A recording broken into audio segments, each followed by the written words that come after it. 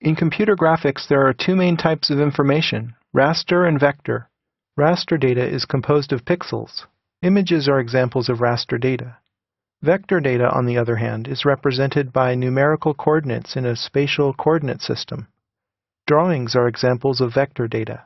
Let's compare these types with a practical example. Go to the File system and locate the Getting Started chapter folder.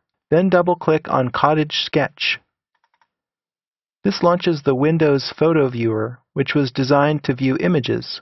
This is a pencil sketch, and if we zoom in by rolling the mouse wheel forward, you'll see the nature of raster data. As we get closer, the quality starts to deteriorate, and the image pixelates, as you can start to perceive the individual pixels of which it is made. Now, it doesn't really matter what color the pixels are in terms of the data. They can be white, a shade of gray, or black. But generally the same order of magnitude of information has to be stored. Now, because it's a JPEG, it's compressed, and it's much smaller than an equivalent TIFF image, but that's sort of beside the point. The point I want you to remember here is that raster data is made of pixels, and the quality depends upon the number of pixels that is captured. No matter what, if you zoom in close to raster data, the quality will deteriorate and it will start to pixelate. Now let's switch over to AutoCAD. Let's open the cottage drawing.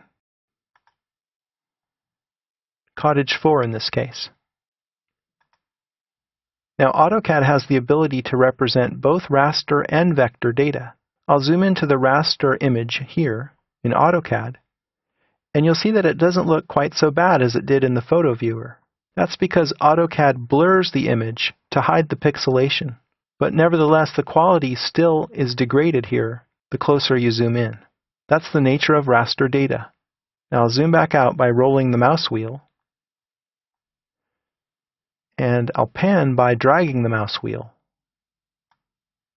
I'll zoom in here in this same corner, and this will reveal the fundamental way that AutoCAD works. It's vector in nature. No matter how close I get, the quality is always perfect. And that's because the way that AutoCAD stores this information is using a coordinate system rather than pixels. To appreciate this, click on one of the objects, and then right-click to open the Context menu and choose Properties. This opens the Properties palette, and it lists the specific information about this object that's selected. I'll scroll down, and you can see that this geometry is represented by 2 points, because 2 points determine a line, and it has coordinates for the start point and the end point. That's really all AutoCAD needs to represent this line, because it has a coordinate system and it can locate all of the different objects within that system. And that allows you to zoom in nearly infinitely into the smallest corners of your objects and still have perfect clarity. Now, what AutoCAD can't do is represent photographs and continuous tone very well. For that, you need a raster editing program such as Photoshop. But AutoCAD can display raster images and use them as underlays. So in this example, we have a pencil sketch that we used as inspiration for this accurate drawing. You might also scan an existing drawing on paper and use that as an underlay for adding additional systems. Finally, AutoCAD can also create raster images by rendering 3D models. But by and large, AutoCAD is primarily a vector-based tool.